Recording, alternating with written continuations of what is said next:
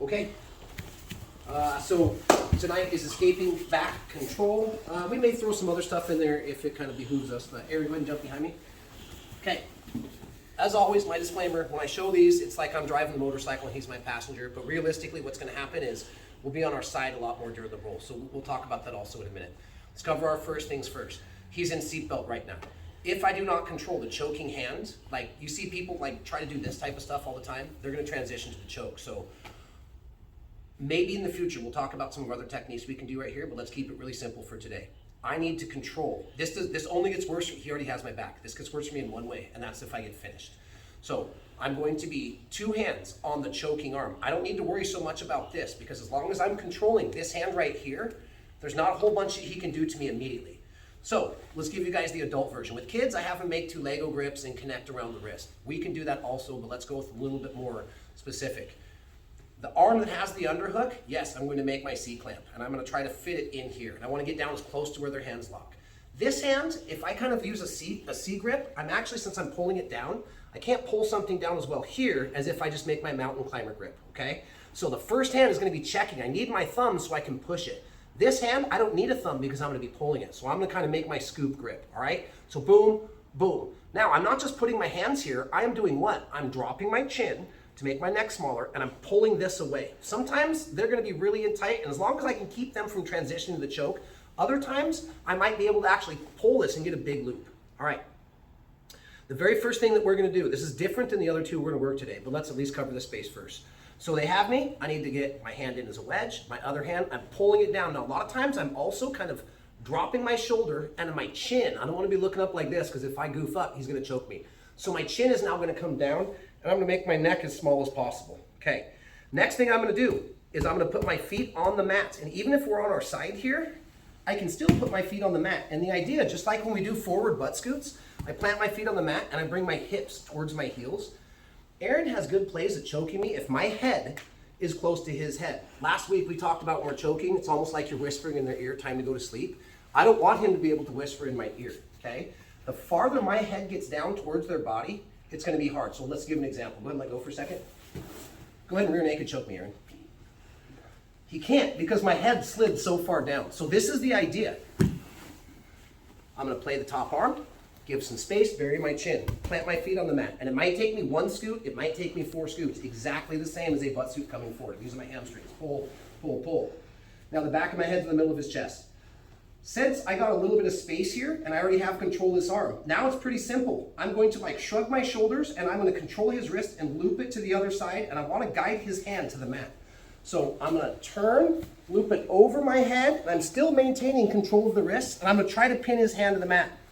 Now I'm going to roll to my knees and face him, but if he leaves this hook in, every time I move, he's going to move with me. So we're going to straighten our leg out and do a big circle in a clockwise motion. Now I've lost it, I bring my knee up tight, I guide his hand on the mat, I come up to the knees, and I get my head in the air as soon as possible. All that talk works just like this. And guys, this is a really good technique. It's the same one I teach to 6-year-olds or to adults because it's a high percentage. Check the choking arm, slide down, circle the arm over and guide his hand to the mat, clear the leg, come to my knees, and then get my head up in the air. This sets us up for passing and moving later. So one more time. Check the arm, scoot down, guide his hand to the mat, clear the leg, turn towards him.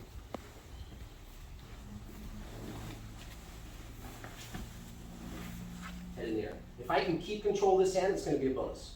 Okay? Pretty simple and straightforward. Here's what I'd like to see you do. Same thing. We'll put 5 minutes on the clock. You can go 2 or 3 or 4 times and then switch. Don't switch every time. We waste all of our time going through positions. Ready? 1, 2, 3. Okay. So the corkscrew, kind of getting the meat and potatoes today. I'll show the move, obviously, I'll show the move a couple times, but something I want us to be mindful of to begin with. And again, I don't know, blue belt, purple belt or something before I had a coach mention this to me. They always say something like this: drop to the underhook side. And that was that. And I always be like, okay, well, I trust them, but why? Why? Well, I'll show you. Aaron, I actually jumped in front of me real fast. No, sorry. Okay. So Aaron's going to drop to the underhook side, and here is why. Let's run this the bad way first. This is my overhook, this is my underhook. we're gonna start doing what we call the corkscrew, and I'll explain it in just a second, but let's cover first things first. If Aaron guides me this way and he puts the back of his head on the mat, and now his shoulders, and I start to lose, watch what's gonna happen. I'm gonna transition to kata gatame because he just trapped his own arm for me. Well, what the hell, I just corkscrewed out. So that's the idea of why we're always gonna drop to the underhook side, because if I drop to the other side, go behind me now please.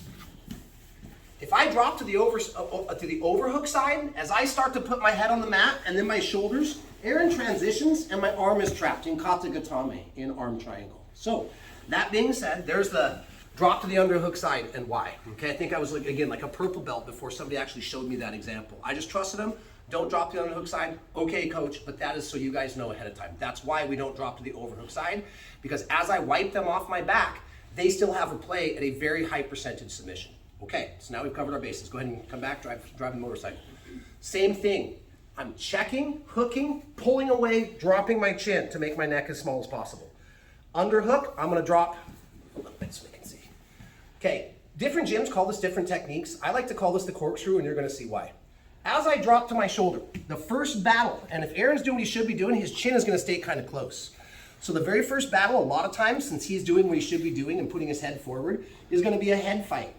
First thing I'm gonna do is I'm trying to get the back of my head onto the mat. Then I'm gonna turn and look him in the eyes. If I can't drop my head this way, it's pretty simple. I just bought myself some space. I bring my head forward.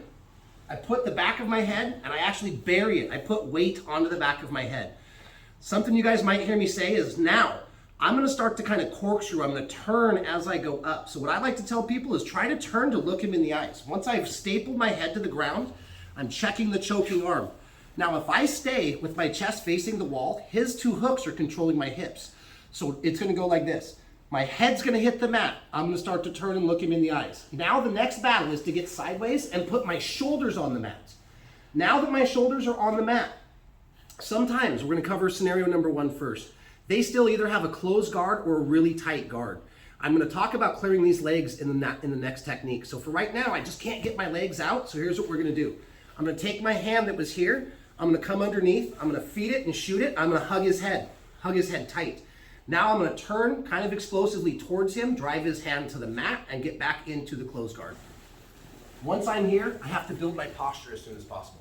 The longer I can keep this hand, the better, because later I can start to go into my guard breaking and passing techniques. So all that talk, went to that.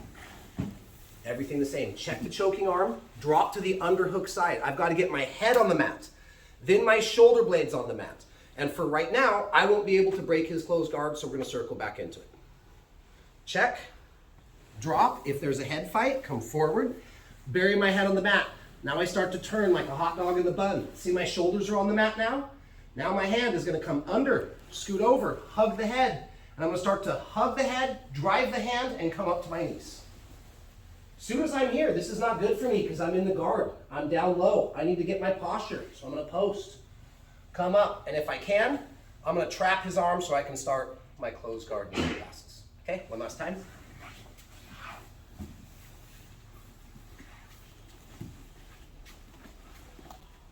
Check, head, shoulders, grab the head, spin, gain my posture. Okay, kind of spinning all the way around like a corkscrew. All right, same thing, ready? 1, 2, 3.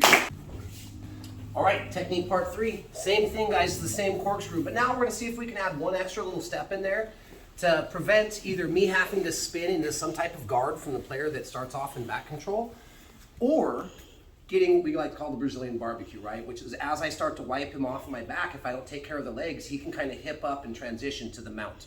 Now, we'd rather have somebody in mount in the back if we have those two choices, but do realize in point scoring competition, they're gonna get an extra 4 points if they can achieve the mount. So they've already gotten 4 points for my back. If I don't do kind of this leg game that we're gonna play right now, there is a good chance that if they know what they're doing, they're gonna hip heist, throw their hips up in the air, put their leg over.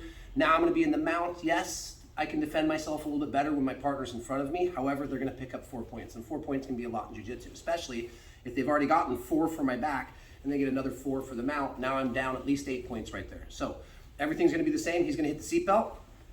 I'm gonna protect the choking arm. I'm gonna do a little bit of a head pummel, and sometimes if I leave my head back like this, I've gotta kind of circle at the last moment.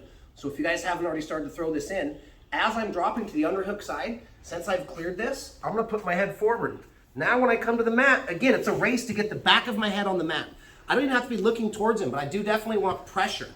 Now as I start to look towards him, remember it's gonna go head, shoulders, hips. So it starts with my head, checking the arm. Now I'm gonna start to spin like a hot dog in the bun. I'm gonna try to put my shoulders blades, and sometimes I can stay here and kind of wiggle a little bit, try to get my shoulders.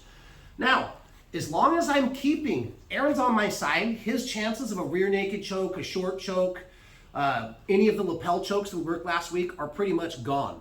So now that I've put him at a 90-degree angle off to my side, I'm gonna continue to turn to where my chest and my hips are straight up at the ceiling. Notice how my weight is kind of pinning his bottom leg down. So I'm checking this arm. The arm that's closest to him is gonna continue to check. My outside hand is gonna reach down and I'm gonna get a 7 grip on the knee, okay? I don't just wanna post off the knee, I wanna try to get the grip if I can. Now, I'm gonna be pushing this in the air, and sometimes I even have to wiggle my hips a little bit. And the idea is to pull this down, push this in the air, and then watch what's gonna happen. I stay on my side first, and I move my weight over on his legs. Now I'm gonna turn my chest towards his hips, and I'm gonna punch this knee out so that he can't get his leg back in.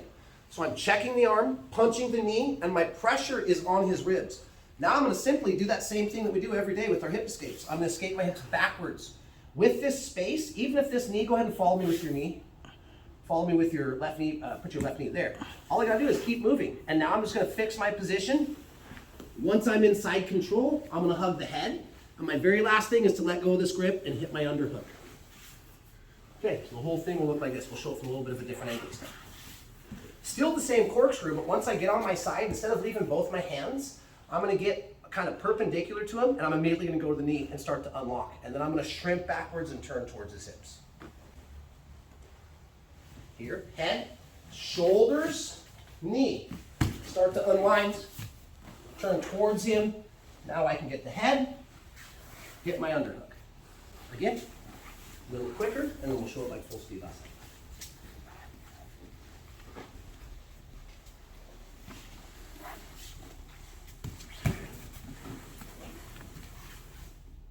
Some of the magic that happens here is under my armpit is going to be keeping weight on him the whole time. This is what fixes him in position as I escape my hips, turn towards him, and grab the head. Okay, last time.